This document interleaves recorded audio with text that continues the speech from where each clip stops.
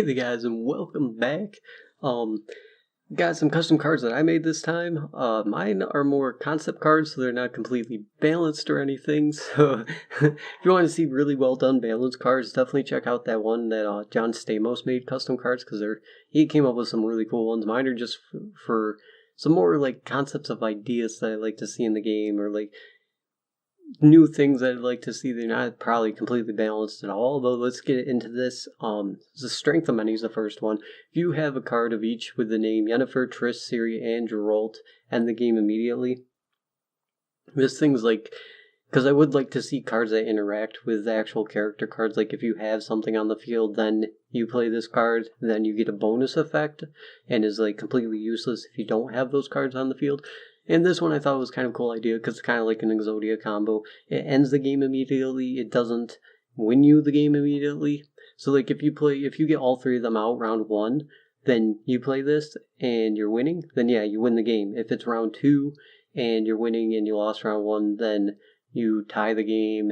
And if you won round one and you're on round two and you get all three out, you win the game if you're ahead. So that's how it works. But the whole thing, they're all golds that you'd have to get out, all three of them, and it'd be one of those cool things sort of like Exodia that you try to mess around with and try to get to work, and probably wouldn't work that many times because you have to have all three, so they just need to remove one of them to work. You'd probably best bet would be like Ciri Dash or something, and you couldn't play like your gold round one, or else if you like played the Yennefer or Triss in a Ciri round one and they knew what was up and then they pass you, then this card's dead to you.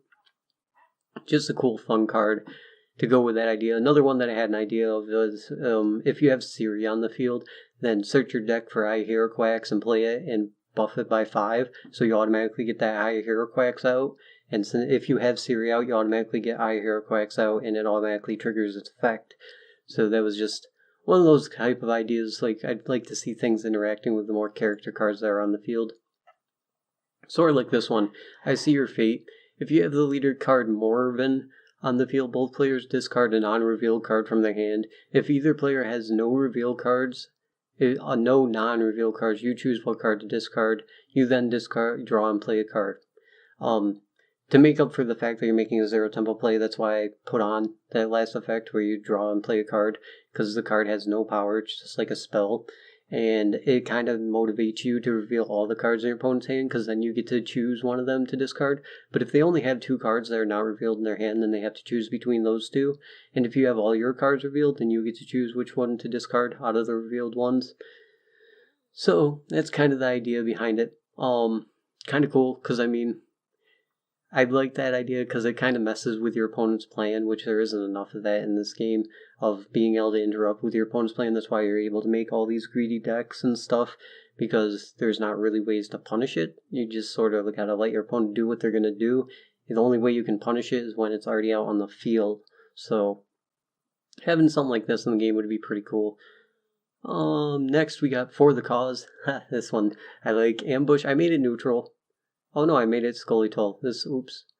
Well, one of them I made neutral. It's supposed to be neutral. I was saying Scullytull because Scullytull has all the ambush cards.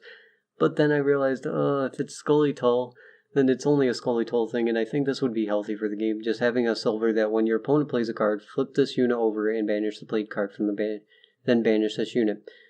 So the next card your opponent plays, it banishes it, and it banishes this card. It would be great to stop finisher cards, like when your opponent plays that one card, saves on to that one card for the end of the game. You drop this, okay, then they drop Ciri Nova, boom. Ciri Nova's gone. And then their whole being greedy of holding on to one card for the final round doesn't work.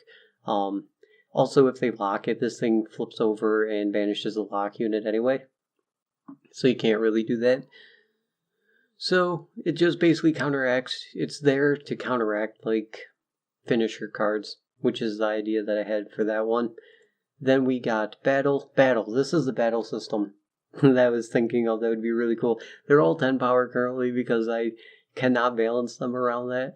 But it'd be like a separate slot, like a field spell, and you each have your own. Of course, there would be a bronze card that would just disable the battle card.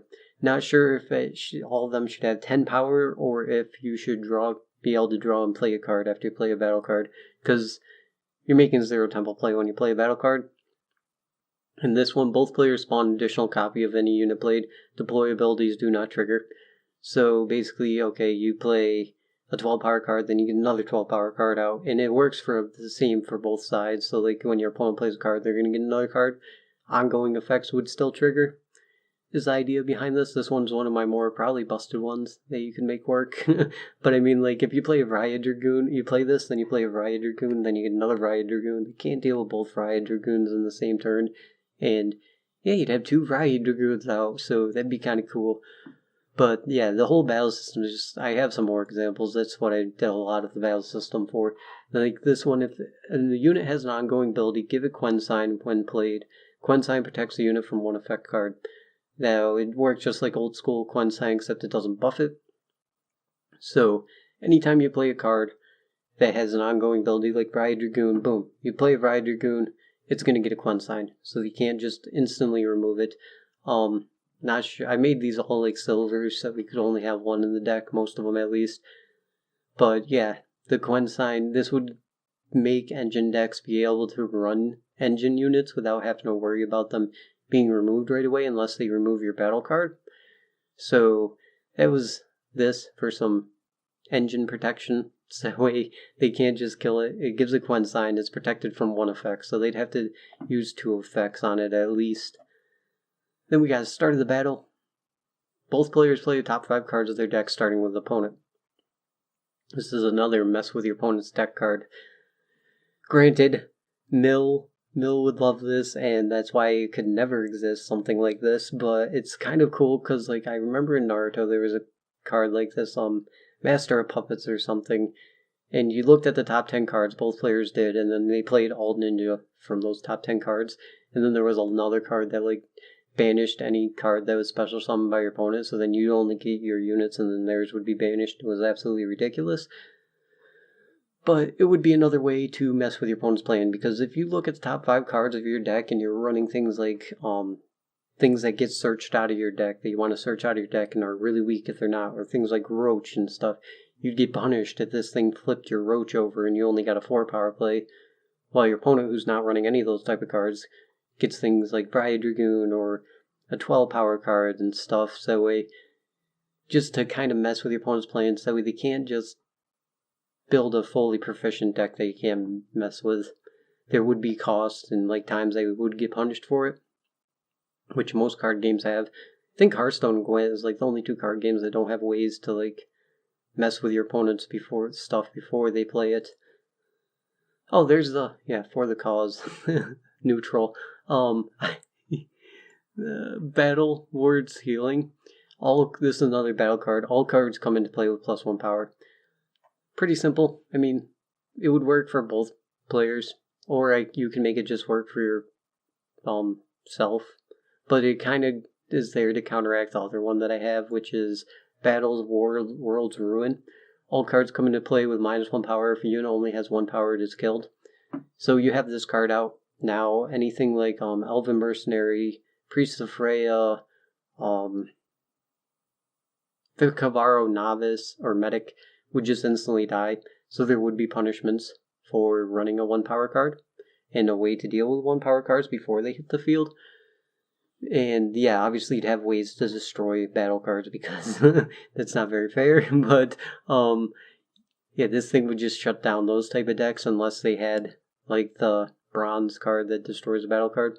So it interacts with it before it's even played. Then we got my last card. Wow, mine's really short, which is I Hate Alchemy. If your opponent plays a Viper Witcher, play this card from your deck, effect, you win the game. There you go. This is the best card that they could ever make. I would love this card. I would run it in every deck. I really do hate Alchemy though, guys. Yeah, but that's it for this one. Mine's really short compared to his because mine aren't really well thought out. Those are the concepts that I wanted to throw at you guys. Let me know what you think about those type of things being added into the game. And I know they're totally not balanced because I'm not very good at completely balancing a card. Why I'm not on a design team. But I mean, yeah, that's about it for this one, guys. Hope you guys enjoyed, and I'll see you guys in the next one. Till then, have a good one.